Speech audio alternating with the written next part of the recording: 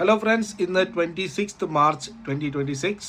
ഇന്ന് രാംനവമി പ്രമാണിച്ച് മാർക്കറ്റ് അവധിയായിരുന്നു. നാളെ മാർക്കറ്റ് വീണ്ടും തുടക്കാൻ പോവാണ്. നമുക്കിനി ഒരാഴ്ച ഒരൊറ്റ ട്രേഡിംഗ് ദിവസം മാത്രമേ ഉള്ളൂ. നാളെ വെള്ളിയാഴ്ചയാണ്. വീണ്ടും 2 ദിവസത്തെ അവധിയിലേക്ക് മാർക്കറ്റ് പോകും. നാളെ രാത്രിയോടുകൂടിയായിരുന്നു ട്രംപ് കൊടുത്തിരുന്ന 5 ദിവസത്തെ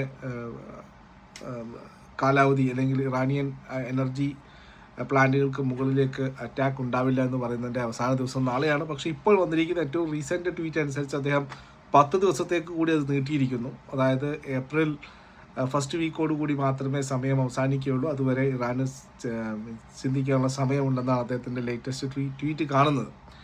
ഏതായാലും അതൊരു പോസിറ്റീവാണ്. മാർക്കറ്റിനെ സംബന്ധിച്ചിട്ട് വീണ്ടും ഒരു അനിശ്ചിതാവസ്ഥ ഉണ്ടായിരുന്നു.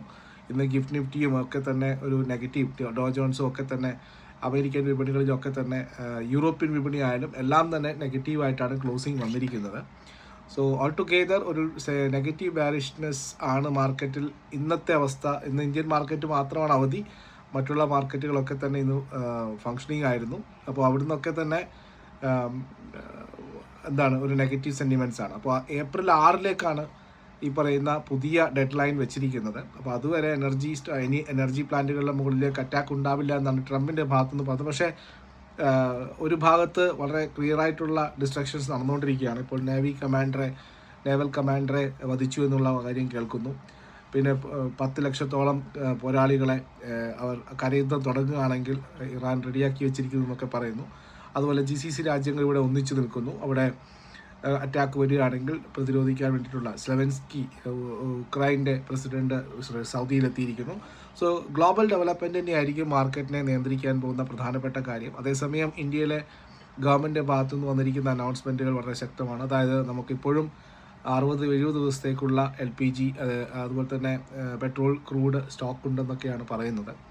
സോ ഇതുമായിട്ട് ബന്ധപ്പെട്ട ഏതൊരു തരത്തിലുള്ള ഡെവലപ്മെൻറ്റ്സും അനൗൺസ്മെൻറ്റും മാർക്കറ്റിനെ നാളെയും സ്വാധീനിക്കും. പ്രത്യേകിച്ചും യുദ്ധമുഖത്ത് തന്നെയായിരിക്കും മാർക്കറ്റിലെ കൂടുതലും ശ്രദ്ധ. അതുപോലെ പൊസിഷൻസ് ആരും തന്നെ ഒരു വീക്കെൻഡിൽ ഇങ്ങനെയുള്ള അനിശ്ചിതാവസ്ഥ തുടരുന്ന സമയത്ത് പൊസിഷൻസ് ക്യാരി ചെയ്യാൻ ആഗ്രഹിക്കില്ല. അപ്പോൾ നാളെയും നമുക്കൊരു ബാരിഷ്നെസ് സാധ്യതയുണ്ട്. ഇനി ഒരു എക്സ്റ്റൻഷൻ്റെ പുറത്തുള്ള ഒരു പോസിറ്റീവ്നെസ് ആയിരിക്കാം കുറച്ച് മാർക്കറ്റിലൊരു റിലീഫ് റാലിക്കുള്ളത്. ഇനിയിപ്പോൾ ഡെറിവേറ്റീവ് ഡാറ്റ നോക്കുകയാണെങ്കിൽ നമുക്ക് 23,400 മുതൽ 23,500 വരെയുള്ള 100 പോയിന്റിലാണ് നമുക്ക് റെസിസ്റ്റൻസ് സോൺ ഫീൽ ചെയ്യുന്നത്. അതേസമയം പുട്ട് സൈഡിൽ നോക്കിക്കഴിഞ്ഞാൽ 23,000 വളരെ സ്ട്രോങ് ആയിട്ടുള്ള ഒരു സപ്പോർട്ട് സോണാണ്. ഒരു മൈനർ സപ്പോർട്ട് സോൺ എന്ന് പറയുന്നത് 23,100 to 23,200 എന്ന് പറയുന്ന റേഞ്ചാണ്. So PCR lower